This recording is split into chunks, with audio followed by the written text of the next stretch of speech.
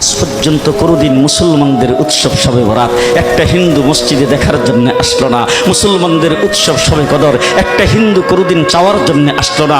মুসলমানদের উৎসব রমজান মাসের রোজা একটা হিন্দু কোনোদিন তোমার সাথে সমাজ করার জন্য রাখলো না। একটা হিন্দু কোনোদিন তোমার ঈদের নামাজে আসলো না। একটা হিন্দু কোনোদিন তোমার সাথে জুমার নামাজে অংশগ্রহণ করলো না, তোমাকে দেখার জন্য পর্যন্ত আসলো না। তার কারণ হলো হিন্দুরা মনে করে এটা মুসলমানের উৎসব, আর তুমি মুসলমান হইয়া হিন্দুর দুর্গা পূজায় কিভাবে গেলা? তোমার কি হয়ে গেল? তোমার কি লজ্জা শরম তুমি ধুয়ে ফেলে দিয়েছো? তোমার কি কোনো লজ্জা শরম নাই? লজ্জা শরম নাই? আবার কি সুন্দর বলতেছ, ধর্ম যার যার উৎসব সবাই। হাই হাই হাই, ও মুসলমান যুবকেরা ভালো করে শোনো, ধর্ম যার যার উৎসব সবার, তাইলে বিয়া যার যার বউ তো সবার।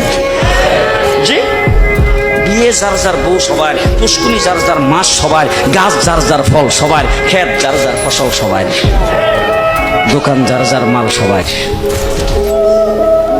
এখন ঘুমাইছে কি কথা বলেন না কেন? তাহলে আমার দোকানের মাল যদি আমার হয়, আমার ক্ষেতের ফসল যদি আমার হয়, আমার গাছের ফল যদি আমার হয়, আমার গাছের নারিকেল যদি আমার হয়, আমি বিয়ে করলে বউ যদি আমার হয়, মুসলমান আমার পুষ্কুনির মাছ যদি আমার হয়, তাইলে ধর্ম যার উৎসব তার। আজ পর্যন্ত কোনোদিন মুসলমানদের উৎসব শবে বরাত একটা হিন্দু মসজিদে দেখার জন্য আসলো না। মুসলমানদের উৎসব শবে কদর একটা হিন্দু কোনোদিন চাওয়ার জন্য আসলো না। মুসলমানদের উৎসব রমজান মাসের রোজা একটা হিন্দু কোনোদিন তোমার সাথে সমাজ করার জন্য রাখলো না। একটা হিন্দু কোনোদিন তোমার ঈদের নামাজে আসলো না। একটা হিন্দু কোনোদিন তোমার সাথে জুমার নামাজে অংশগ্রহণ করলো না, তোমাকে দেখার জন্য পর্যন্ত আসলো না। তার কারণ হলো হিন্দুরা মনে করে এটা মুসলমানের উৎসব, আর তুমি মুসলমান হইয়া হিন্দুর দুর্গা পূজায় কিভাবে গেলা?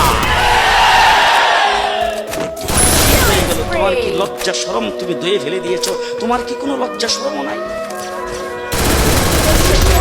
আবার কি সুন্দর বলতেছ, ধর্ম যার যার উৎসব।